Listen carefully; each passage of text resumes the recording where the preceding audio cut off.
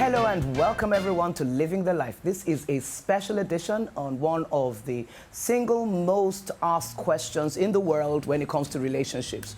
Before you say I do, what do I do? Simply put, Aunty D says, say I don't. I don't compromise, I don't mess around, I don't do what I'm not supposed to do. I don't get in trouble with the love that I have for Christ and for God. It's all about you having the courage to be distinguished in the place of your faith and the dignity of your personality when it comes to managing you and your relationship space. Today, it's amazing. Here we are, and it's 21 years since Aunty Dio got married. Now, I was on a court trip for 2 years before that. And what I remember in particular about the day that he actually came with the question, will you be my wife? Was that it was a day where sitting with this guy, I never imagined or saw him as husband, I just saw him as friend. So my first shock was that he was even proposing at all. But as he spoke to me, something in me just switched on and I realized, this is not friend anymore, this is husband to be. More to come. Living the life before you say I do.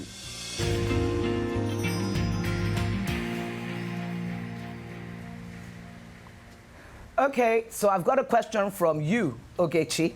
I'm not married yet, but I get really concerned about the whole submission thing. The Bible tells the wife to submit to her husband, but how does she do that when she doesn't trust a decision she is making?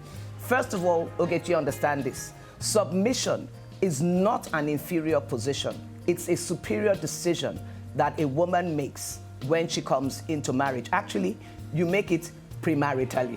It's something you've got to settle inside of you. You're talking about the fact that you don't trust the decision he's making. That means you don't trust the man. What are you doing married to a man you don't trust? In the first place, you have no business being married to a man you don't trust. You know, think about it. Even trusting God takes faith. So why do you expect your man to be more perfect than the God you trust?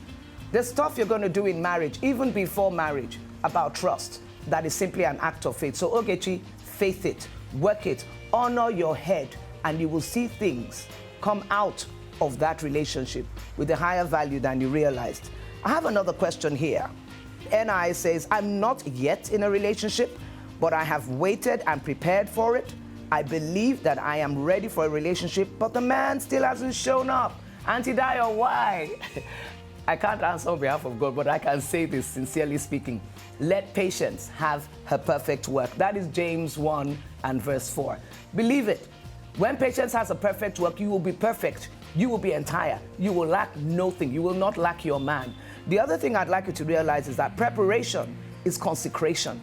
So you may think you are prepared, but you need to go to the place of altar and real submission to God's will in that place of your preparation and get consecrated. You can't get too consecrated in the place of waiting. God bless you. Patience is something you wait for. You don't get patience now. Get it? All right. And I've got this one from Xavier, J. Xavier. I'm a single man. Hey, ladies, a single man. All right. I'm a single man who hopes to get into a relationship sometime, but I am uncertain about how to find a woman I can trust. How can I be sure that if I open up my heart, it won't be broken? Let me give you the Ecclesiastes 10:10 answer first of all. Wisdom is profitable to direct.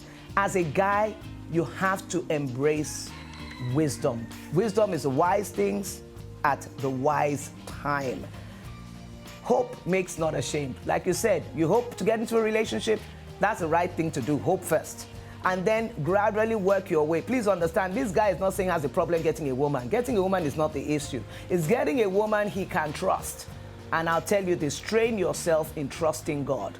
Because even when you get the woman, you get married to her, if you have an issue with trust, it will still work its way into creating problems for you. So, first solution, learn to trust you and the decisions you make by trusting God.